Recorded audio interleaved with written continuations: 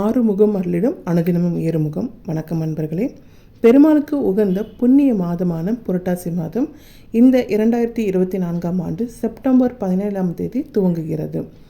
இந்த வருடம் புரட்டாசியின் முதல் மற்றும் கடைசி ஆகிய 2 நாட்களுமே பௌர்ணமி திதியாக அமைவதால் இந்த நாளில் செய்யப்படும் சத்திய நாராயண பூஜை மிகவும் சிறப்பு வாய்ந்ததாகும்.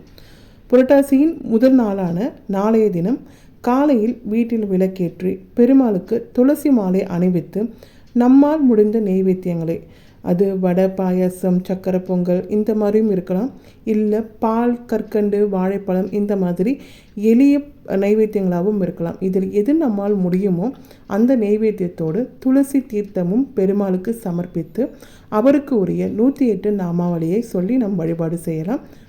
அவ்வாறு சொல்ல இயலாதவர்கள் 108 முறை ஓம் நமோ நாராயணா என்றோ ஓம் நமோ வேங்கடேசாய என்றோ சொல்லி வழிபாடு செய்யலாம். இதற்கு அடுத்து நம் அனைவருக்கும் புரட்டாசி மாதம் அப்படின்னாலே ஞாபகத்துக்கு வரக்கூடிய ஒரு விஷயம் சனிக்கிழமை வழிபாடு. இந்த வருடம் 4 சனிக்கிழமை வருகிறது. அவ்வாறு வரக்கூடிய சனிக்கிழமைகளில் முதல் சனிக்கிழமை சங்கடஹர சதுர்த்தியாகவும், 2வது சனிக்கிழமை ஏகாதசியாகவும், கடைசி சனிக்கிழமையில் திருவோண விரதம் மற்றும் விஜயதசமி ஆகியனவும் வருகின்றன. அது மட்டும் இல்லாமல் மகாலய பட்சம் என்று அழைக்கக்கூடிய மகாலய அமாவாசை ஆகிய புண்ணிய தினங்களும் இந்த மாதத்தில் தான் வருகிறது. அக்டோபர் 2ஆம் தேதி புதன்கிழமை மகாலய அமாவாசை வருகிறது. அன்றைய தினத்தில் செய்யப்படும் முன்னோர் வழிபாடு மிக மிக சிறப்பு வாய்ந்ததாகும்.